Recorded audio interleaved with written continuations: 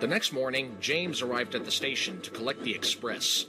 Usually, Gordon would pull it, but he was at the works being fitted with a new boiler. The passengers were excited and keen to get on board.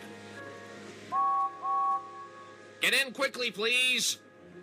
But what James didn't know was that he was heading for trouble. The porter was hauling a cart with one of the vicar's beehives on it.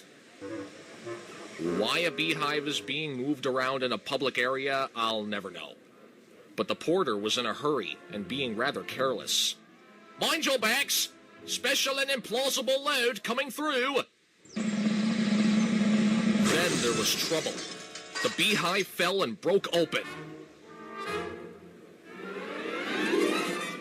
The porter shouted a warning, and the station cleared like magic.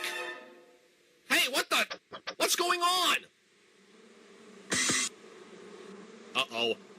That's not a good sound. And it wasn't. The bees were too cold to be cross, so they buzzed around the fireman, hoping he'd mend their hive. But he didn't understand, nor did his driver. So the bees turned to James. They stared at his nice, warm boiler. "Oh no, I sure hope they don't think my boiler is a freshly picked rose. Hey, you swarm, go find a daisy or something, will ya?" Did someone call my name? "No, not you, Daisy. Please, little bees, go fly away. There's nothing here to pollinate today. I said buzz off!" Suddenly, one of the bees burnt his foot. Ouch! The bee thought James had burned him on purpose. "Hey, where'd he go?" Uh-oh.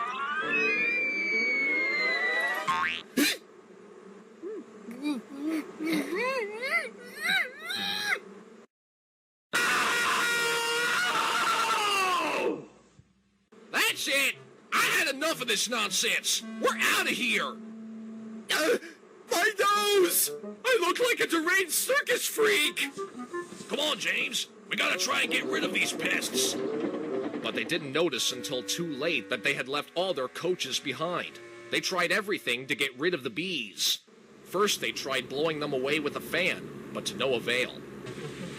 They tried washing them off, but the bees clung harder to James's warm boiler. Then they tried smoking. Good night, everybody. Them off inside of a long tunnel, but still the bees wouldn't go away. Come on! Isn't there anything else we could do to get rid of these pests? Hey, Bob, don't you have that can of bug spray on you? Try using that. Oh yeah, good thinking. Let's try that. Ow! It didn't work! It's no good, James. We'll just have to go back to the orchard and fetch another hive. James's reply was drowned by the sound of buzzing. Trevor was waiting anxiously for James.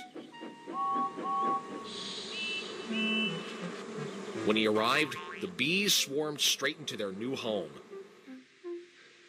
Whew! Glad that's over.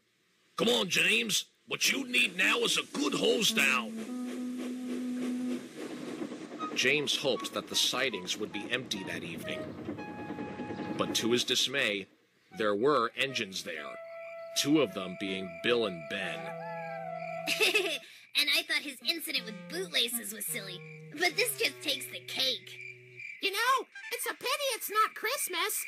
Then we could just call you James the Red-Nosed Engine.